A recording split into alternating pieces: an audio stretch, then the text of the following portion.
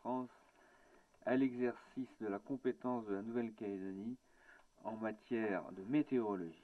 Examen en urgence à la demande du gouvernement.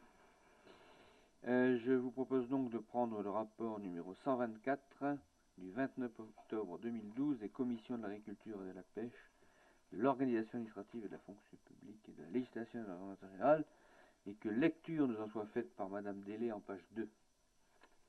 Merci, Monsieur le Président. Propos liminaire, Madame Machoro-Régnier rappelle que les commissaires sont aujourd'hui amenés à se prononcer sur un projet de délibération concernant la compétence de la météorologie qui, elle le rappelle, est une compétence exercée par la Nouvelle-Calédonie, mais sur laquelle perdure un flou juridique entre deux services, l'un relevant de la Nouvelle-Calédonie et l'autre constituant une entité de l'établissement public État Météo France. Elle rappelle également que cette problématique a d'ailleurs été mise en exergue par la Cour des comptes. Ainsi, le gouvernement de la Nouvelle-Calédonie s'est attaché à travailler depuis 2 ans sur un nouveau cadre juridique et administratif. Ainsi, la Nouvelle-Calédonie souhaite confier à Météo France l'exercice de cette compétence tout en conservant son service. L'entité Météo France est prête à apporter son concours à la Nouvelle-Calédonie dans un cadre défini et formalisé, d'où le projet de convention aujourd'hui soumis à l'examen des conseillers. Monsieur Choueskin relève le caractère urgent de ce projet de délibération. À titre informatique, il indique que l'année précédente, un député est intervenu afin de demander une diminution importante des crédits alloués à Météo France concernant la Nouvelle-Calédonie. Il souligne qu'il est important de rapidement régulariser la situation au risque de subir des diminutions budgétaires importantes. Par ailleurs, le fonctionnement actuel est insuffisant puisque depuis 2007, aucune convention ne formalisait les rapports entre la Nouvelle-Calédonie et Météo France. À titre indicatif, M. Choueskin précise que la convention a vocation à figer les droits et les obligations budgétaires de chaque partie. Il ajoute que 2 changements sont à noter pour l'avenir. 1. La Nouvelle-Calédonie prend à sa charge la totalité des augmentations de masse salariale dues aux éventuelles modifications du statut ou du régime indemnitaire statutaire des personnels territoriaux. 2. En matière de formation, les personnels territoriaux peuvent prétendre à des formations à l'École nationale de la météorologie. Par souci de réciprocité, les personnels de l'État peuvent prétendre à des formations à l'Institut de formation de l'administration publique. Continuez la lecture en page 4 dans la discussion générale.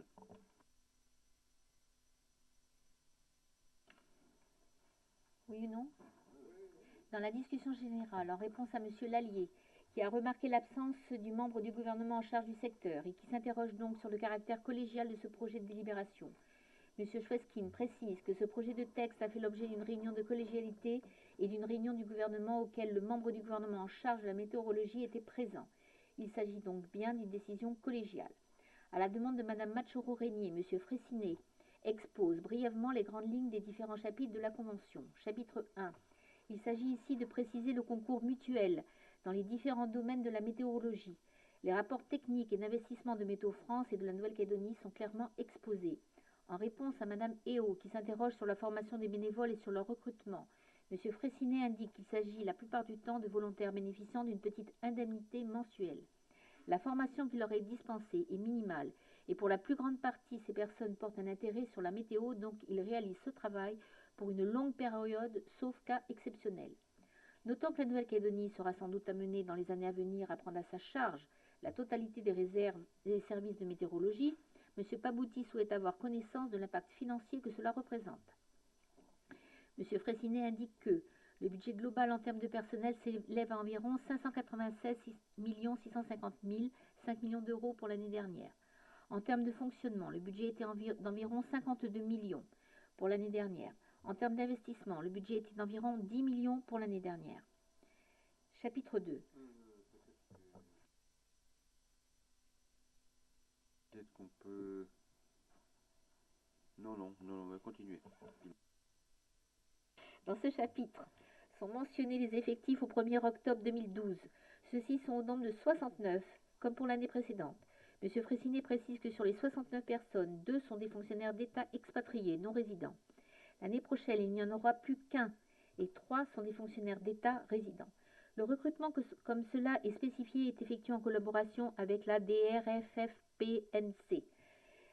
Madame Trevant précise que jusqu'à présent, lorsqu'une personne réussissait le concours, elle suivait la formation de l'ENM, et ce, sans impact financier pour la Nouvelle-Calédonie. La Convention officialise donc cette pratique.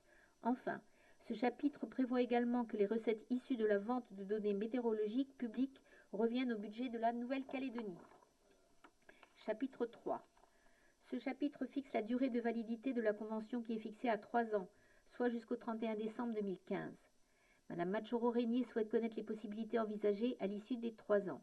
La Nouvelle-Calédonie récupérera-t-elle la compétence pleine et entière pour la gérer de manière autonome? Si le cas se présente, pourrait-elle envisager de nouveaux partenariats, comme par exemple avec Hawaï, dont les services météorologiques sont très développés? M. Choueskin précise que lors des discussions, il n'y a pas été envisagé de se tourner vers d'autres prestataires. Il était plutôt envisagé de poursuivre le mode de fonctionnement actuel avec Météo France. Bien, merci pour cette lecture. Avez-vous des observations ici en général? Pas d'observations. Donc nous pouvons lire le commentaire sur l'article 1. Le secrétaire général Pays du Congrès indique qu'il conviendra de modifier une erreur matérielle. Le numéro de l'article mentionné de la loi organique modifié numéro 99-209 du 19 mars 99 devra être écrit comme suit 22-27. Donc, moyennant cette modification, l'article 1er est adopté. Article 2. À la suite d'une intervention de M. Lallier, le secrétaire général du Congrès précise qu'il ne paraît pas utile de mentionner l'annexe de la convention du transfert, celle-ci faisant partie de la convention. De surcroît, il s'agit de l'annexe traditionnelle comprenant le tableau des effectifs qui est systématiquement joint à ce type de convention. Une modification de l'article ne paraît pas nécessaire. Toutefois, les services du Congrès vérifieront ce point d'ici à la réunion de la commission permanente du mercredi 31 octobre. Les Congrès ont-ils vérifié ce point? Oui, Monsieur le Président, moi je confirme qu'a priori il n'y a pas besoin de modifier l'article. On mentionne la convention avec son annexe qui fait partie du dispositif conventionnel et le protocole particulier. Quoi. Donc, Très bien, nous sommes convaincus. Article 2, adopté. Article 3, sans observation. Article 3, adopté. L'ensemble, adopté.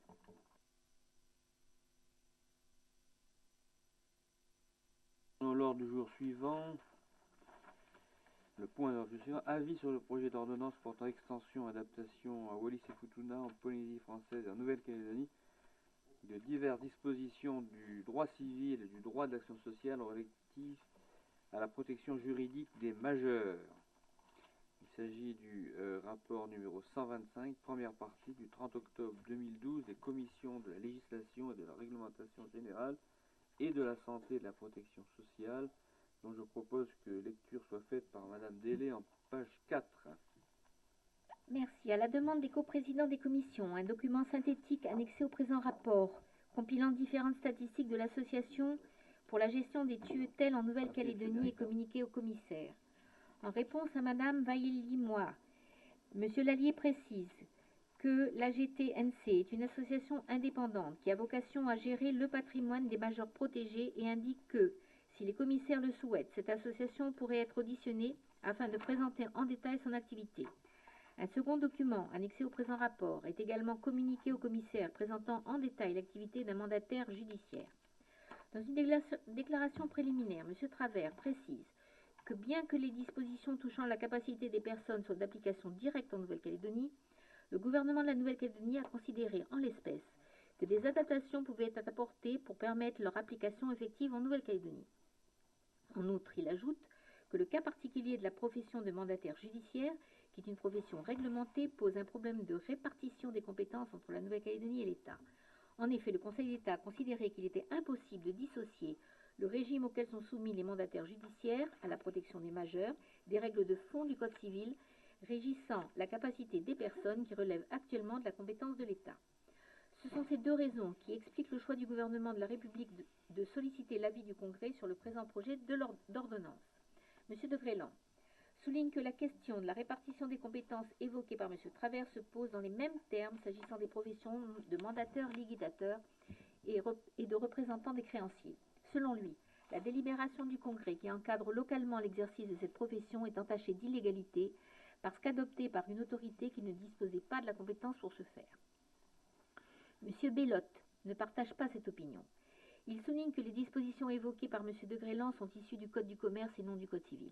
En outre, il indique que le Conseil d'État a déjà eu l'occasion de préciser formellement que les dispositions applicables aux mandataires liquidateurs relèvent de la compétence de la Nouvelle-Calédonie au titre de ses attributions en matière de réglementation des professions libérales et commerciales. En réponse à M. Lallier, il indique qu'il transmettra copie de cet avis au commissaire. À la demande de M. Lallier, M. Travers précise la position exprimée par le gouvernement dans son avis du 8 octobre 2012, notamment s'agissant des observations de fond. Pour ce qui concerne le financement de la mesure judiciaire de protection, le gouvernement considère que le troisième alinéa de l'article 419 du Code civil, qui pose le principe du financement de la mesure judiciaire de protection par la collectivité publique lorsque les ressources du majeur n'en permettent pas le financement intégral, est ambigu. En effet, le terme de collectivité publique ne semble pas précis et pourrait laisser penser que cette charge reviendrait à la Nouvelle-Calédonie. Il est donc proposé de remplacer au troisième alinéa de l'article 419 précité les termes « la collectivité publique » et les termes « l'État » par l'État. Par les termes « l'État ». M. Travers souligne que ce point revêt une importance particulière dans la mesure où il est susceptible de donner lieu à la première dotation de compensation dans la perspective du transfert des compétences du droit civil. En réponse à Mme Héault, M. Rieux précise que cette question n'a pas d'impact financier sur la dette de l'État relative à la prise en charge des patients de Wallis et Futuna et Vassané en Nouvelle-Calédonie. M. de Grélan, rejoint par Mme Héault, souligne que l'État rencontre des difficultés pour assumer la charge financière de l'aide juridictionnelle et craint qu'il en soit de même s'agissant du financement de la mesure judiciaire de protection. Il suggère de prévoir des modalités permettant à la Nouvelle-Calédonie de prendre en charge ses dépenses, quitte à être remboursées par l'État, afin que les majeurs protégés ne pâtissent pas de cette situation. Pour ce qui a trait à l'obligation de justifier d'une expérience professionnelle et d'une formation certifiée par l'État pour pouvoir exercer la profession de mandataire judiciaire à la protection des majeurs, M. Travers indique que le gouvernement souhaite attirer l'attention de l'État sur les conséquences financières de cette disposition qui obligerait, en l'État, les futurs mandataires judiciaires à se former en métropole. Pour le gouvernement, les modalités de formation des mandataires judiciaires pourraient opportunément être discutées entre l'État et la Nouvelle-Calédonie, afin de garantir que cette formation soit dispensée à un coût raisonnable. Messieurs Régent et Lallier relèvent que cette disposition reviendrait en pratique à écarter les candidats calédoniens.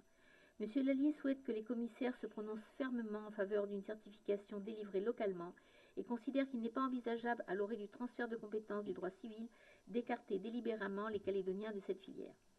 En réponse à Mme Denigan-Panchou, M. Rieux précise que le niveau de formation initiale prérequis pour accéder à la certification correspond à 2 années d'études après le baccalauréat sanitaire et social et ajoute que cette formation se déroule sur 6 mois.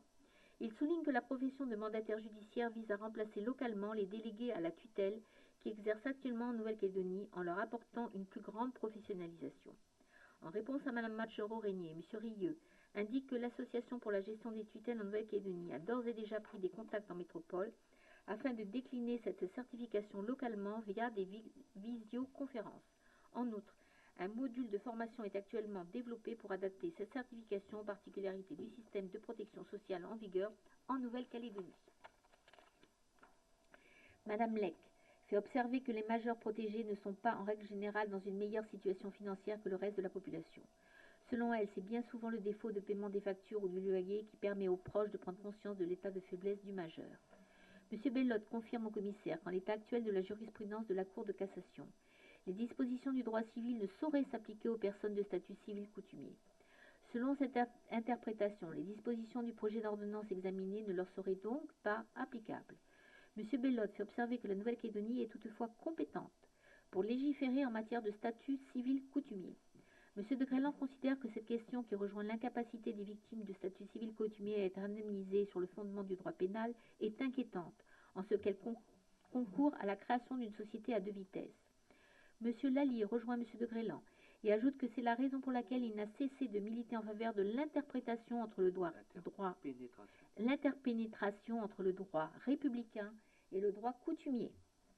M. Travers convient qu'en théorie, les dispositions du droit civil ne sont pas applicables aux personnes de statut civil coutumier, mais observe qu'en pratique, le juge des tutelles rend des décisions assistées d'assesseurs coutumiers qui sont bien applicables à des justiciables de statut civil coutumier. Mme Matchoro-Régnier souligne que 324 majeurs protégés relèvent du statut civil de droit coutumier. À l'issue des débats, les commissaires s'accordent pour reprendre à leur compte l'avis rendu par le gouvernement le 8 octobre 2012 en l'assortissant sur la suggestion de M. Lallier d'un paragraphe liminaire destiné à souligner que ce projet d'ordonnance s'inscrit dans le cadre du futur transfert de compétences du droit civil et doit tenir compte des spécificités calédoniennes, notamment en ce qui concerne la coexistence de deux statuts civils.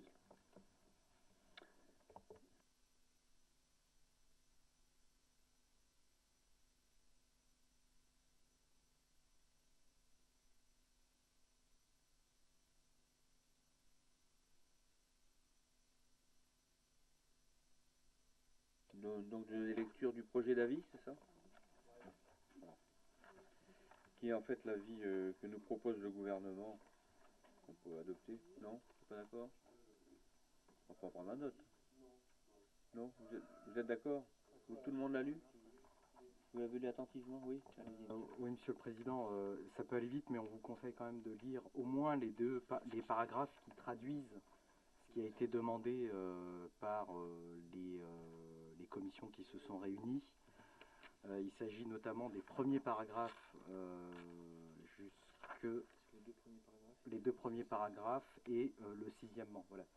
C'est vraiment ces points-là qui sortent. La page 2 en page 1, vous avez les deux premiers paragraphes qui traduisent en fait ce qui a été demandé par les membres des commissions qui se sont réunis sur le sujet hier. Et le sixièmement aussi qui a fait l'objet d'un débat. Sur le reste, il s'agit de dispositions techniques qui ont été traitées en commission et qui ont pas suscité de discussion. Que le secrétaire général nous lise les comme ça. Alexandre Champ va donner lecture, Monsieur le Président. Merci, Monsieur le Président. Donc, pour reprendre les observations des commissaires hier, nous avons procédé au rajout de deux paragraphes introductifs que je vais donner lecture. Donc, dans la perspective du transfert à la Nouvelle-Calédonie, le 1er juillet 2013, de la compétence actuellement détenue par l'État en matière de droit civil, et afin de lui permettre de disposer à cette date d'un corpus normatif complet et parfaitement adapté, il est essentiel que les réformes envisagées en matière de droit civil prennent en compte, pour leur application en Nouvelle-Calédonie, les particularités de cette collectivité sui generis au sein de laquelle coexistent deux statuts civils.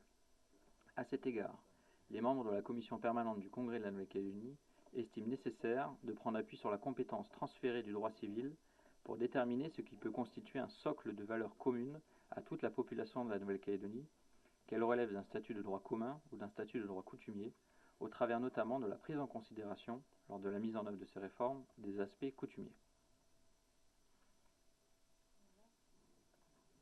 Observation?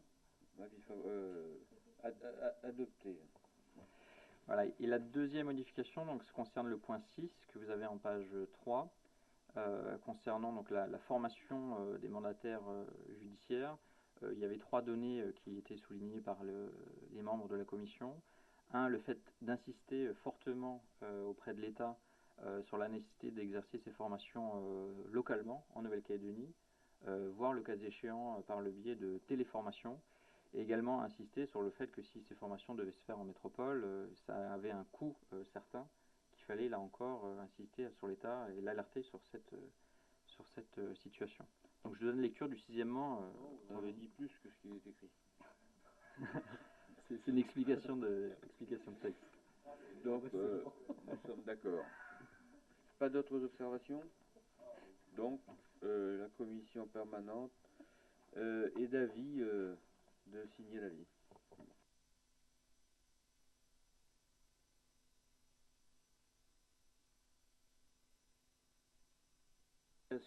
D'un rapporteur sur le projet de loi du pays instituant une contribution de sécurité immobilière.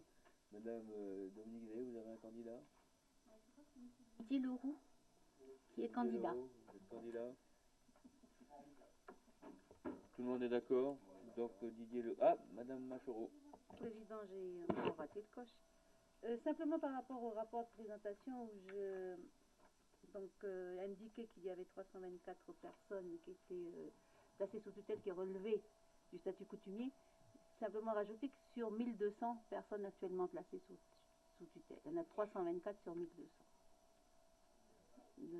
Ça ne concerne pas l'avis lui-même. Non, non, sur le rapport de commission. Donc voilà. Donc vous veillerez à ajouter un addendum. Sur 1200 personnes. C'est ça les chiffres. Hein. Ok, c'est noté. Sous réserve de confirmation des chiffres. Plus d'autres questions à l'ordre du jour? La séance est levée. Messieurs les fonctionnaires, messieurs les élus et mesdames, nous passons à la crèche.